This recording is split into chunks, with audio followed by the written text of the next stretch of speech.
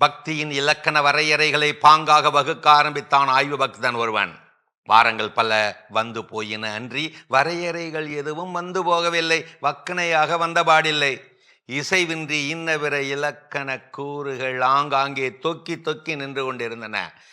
பிடரி நரம்புகள் எல்லாம் பிராண்டி எடுக்க ஊரக தாத்தா ஒருவரிடம் போய் நின்றான். கேட்டான், பக்தியின் இலக்கணம் என்னதான் தாத்தா? எளிமையாய் சொன்னார் அந்த ஊரக தாத்தா. கொக்கு போல் இரு, கோழி போல் செய், உப்பு போல் சேர், அதுவே பக்தியின் இலக்கணம். கொஞ்சம் புரிந்தது, நஞ்சம் புரியவில்லை.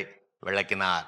தம்பி, கொக்கின் நிறம் வெள்ளை, அதுபோல வெள்ளை நிறமாக உள்ளம் இருக்க வேண்டும். வெண்மை நிறத்தோடு உயிரை பறக்க வேண்டும். அத்தகைய கொக்கு போல் இரு.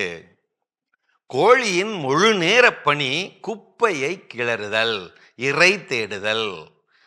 ஒரு கோழியை போல முழு நேர பணியாய் நன்மை தீமையை கிளற வேண்டும். கிளறி கிளறி தேட வேண்டும். துருவி துருவி தூர்வார வேண்டும். கடைசியில் உண்மையை கண்டுபிடிக்க வேண்டும். அத்தகைய கோழி போல் செய். உப்பின் உன்னத பணி தன்னை அழித்து கொள்ளுதல், அடுத்தவருக்கு சுவையூட்டுதல். அளவான உப்பு உணவுக்கு அட்டகாசமாக சுவை சேர்க்கிறது. அதற்கு அது முதல் வேலையாக தன்னை அழித்து இழந்து இல்லாது போகிறது. அத்தகைய உப்பு போல சேர். திரும்ப சொல்லி முடித்தார் தாத்தா. கொக்கு போல் இரு, கோழி போல் செய், உப்பு போல் சேர். அதுவே பக்தியின் இலக்கண வரையறைகள். உண்மையை தேடி தேடி துருவி கண்டுபிடிக்கும் துப்பறியும் மாயாவியும் ஒரு கடவுளே.